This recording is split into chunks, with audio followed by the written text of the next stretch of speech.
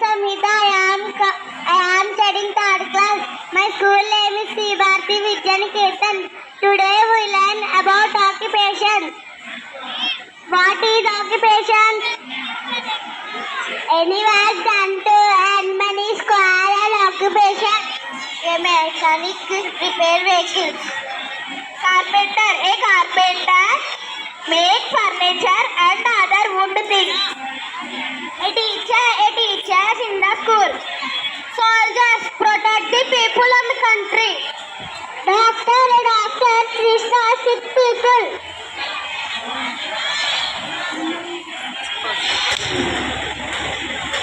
A postman brings our letter.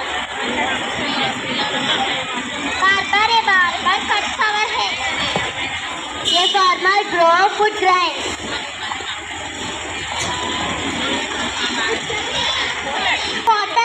A potter makes clay pots. A mechanic repairs cars, bikes.